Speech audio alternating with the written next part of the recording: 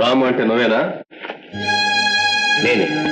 తనని చంపడానికి ప్రయత్నించావని భుజంగం గారు మాకు రిపోర్ట్ ఇచ్చారు. నిన్ను అరెస్ట్ చేయడానికి వచ్చాం. నేను చంపడానికి ప్రయత్నించానని రిపోర్ట్ ఇచ్చాడా? అమ్మాయి కురాలైన నా చెల్లిని అల్లరి పెట్టడం వాడి తప్పు కాదు. అవన్నీ విచారణలో తెలుసుకోవాల్సిన విషయాలు. కమాన్ బాబు. బాబు, చిన్నవాడివైనా నీ కాళ్ళు పట్టుకుని బ్రతిలాడతాను. మీ అమ్మే నిన్ను ప్రాధాయపడుతుంది అనుకో. నా బిడ్డ ఏ పాపం ఎరగడు. వాడిని వదిలిపెట్టేయండి బాబు. నేనేమి చేయలేను. రాము, అన్నయ్య, రిపోర్ట్ ఇచ్చినంత మాత్రాన అన్యాయం కలవదమ్మా. కోర్టులో విషయం తేలాక తప్పకుండా తిరిగి వస్తానమ్మా. అమ్మా జ్యోతి, అమ్మని జాగ్రత్తగా చూసుకో.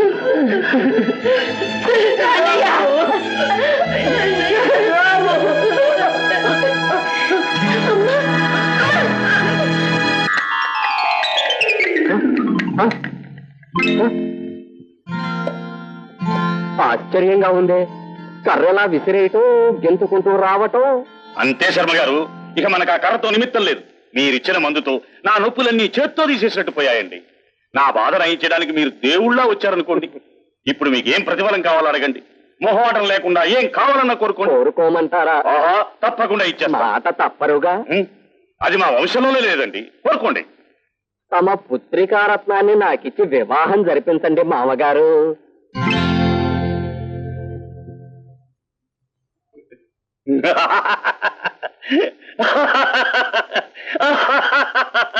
What a joke, what a joke. I say this is the joke of the year. No, joke of the decade.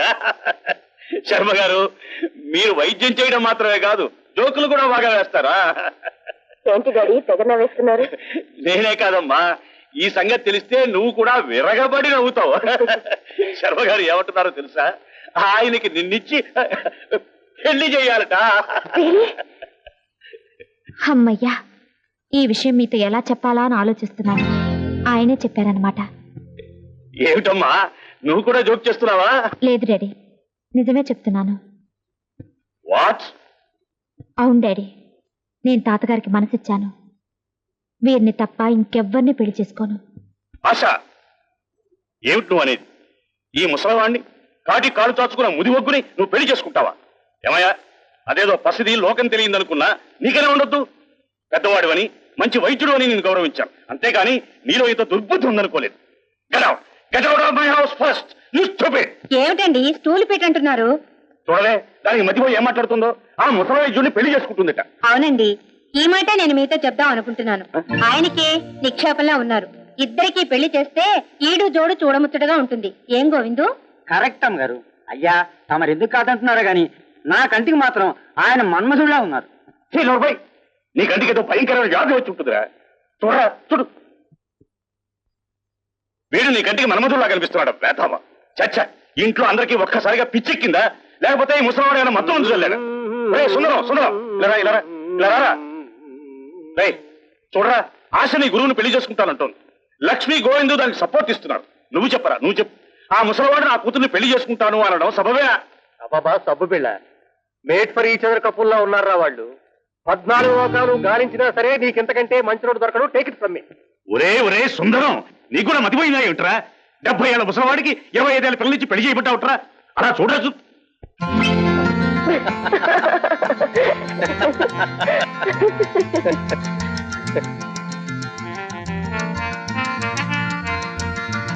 ఆగిపోయేదేవిరా?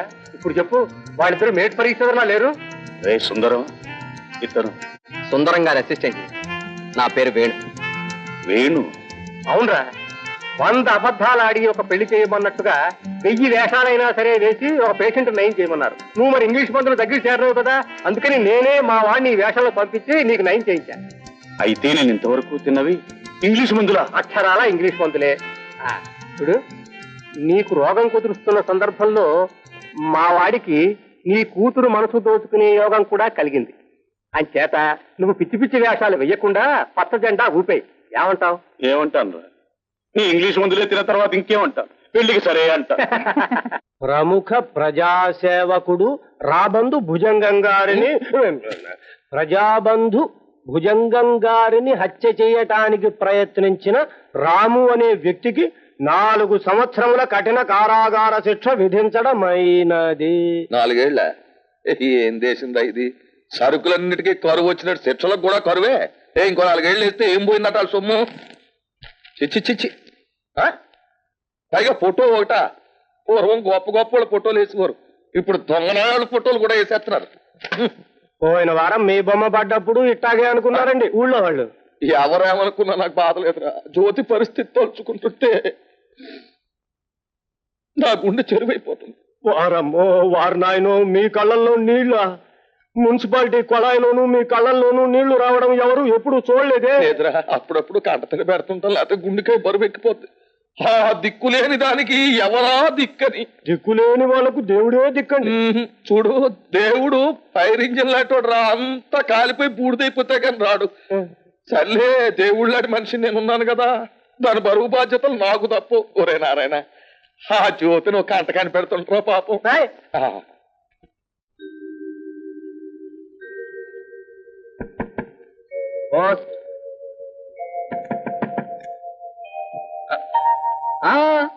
Post man చేతిలోవి అలా పట్టుకోకూడదు కోమలాంగి. అతని చేతిలో ఉన్న కవర్ మాత్రమే అందుకోవాలి. పోస్ట్ మ్యాన్ ఇలా ఆడపిల్లల గదిలోకి రాకూడదు తాతగారు. అలాగా లలనామణి? ఓ గాడ్, రేఖకు పెళ్ళా? కాలేజీలో ఉన్నప్పుడు పెళ్లి చేసుకోనని పెద్ద కబుర్లు చెప్పేది, ఇప్పుడు ఎలా చేసుకుంటుందో. పెళ్లికి వెళ్ళి అడిగేయాలి రాస్కెల్ని. యూనో మేడం, ఆడపిల్లలు పెళ్లి చేసుకోను అని టపీమని పెళ్లి చేసుకుని హ్యాపీగా కాపురం చేసేసుకుంటారు. మగవాళ్ళు పెళ్లి చేసుకుంటాను అని పెళ్లి చేసుకుని ఆ మరుసటి రోజు నుంచి ఎందుకు చేసుకున్నాను రా భగవంతురా అని బాధపడతారు. పోస్ట్ మ్యాన్, లెటర్ ఇచ్చేసావు కదా, ఇక్కడేం పని నీకు? లెక్చర్లు దంచక దయచేయి. బక్షీస్ మేడం. బక్షీసా? ఓకే. ఇదా?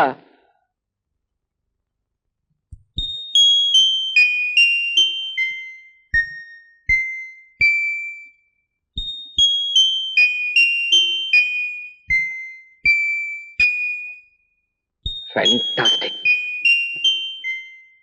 నేనెప్పుడు మీ చేతుల్లో ఒదిగి ఉండిపోవాలని. Thank you very much. చేతుల్లోనూ గుండెల్లోనూ ఒదిగిపోవటం సరే, నాకు జంటగా ఎప్పుడు నిలుస్తావు ఆశా? ఈ శుభలేఖలాగే మన పెళ్లి శుభలేఖ కూడా ప్రింట్ చేయించడానికి నాకు పర్మిషన్ ఎప్పుడు ఇస్తావు? Permission granted. ఏమిటమ్మా అనేది? నాకు ఒక హక్కు ఉందా? అవునమ్మా, మీ ఇద్దరు కవల పిల్లలు. ఈ సంగతి ఎవరికీ చెప్పనని ఆ తల్లికి మాట ఇచ్చాను. అందుకే ఇన్నేళ్ళు ఎవరికీ చెప్పలేదమ్మా. నేను వెళ్ళిపోతే నువ్వు అనాథమైపోతావనే భయం అమ్మా. నాకు తీపి నా నోరు తెరిచాయమ్మా. అమ్మా, మీ అక్కుండే ఊరు, ఆ వీధి పేరు రాసి పెట్టాను. ఆ పెట్లో ఉందమ్మా కాగితం, తీసుకురా వెళ్ళు.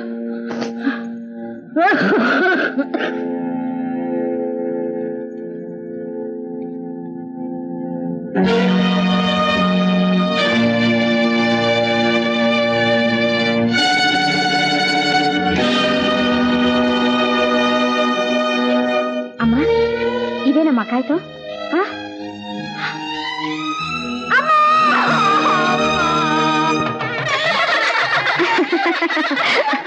ఆపండి.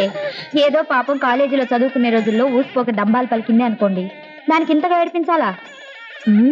ఏమైతేనే మంచి మొగుడినే సెలెక్ట్ చేసుకుంది. నా సంగతికి ఏం లేదే. నీ వేణుగోపాల్ అందగాడేనా? లేకపోతే నువ్వు లవ్ చేస్తావా? ఆ సిగ్గే చెబుతుంది అందగాడేనని. పెళ్లి కూతురు తీసుకురమ్మంటున్నారు.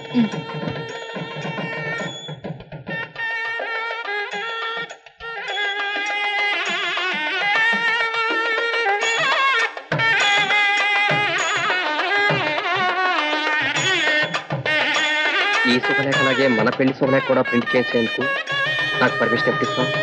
పర్మిషన్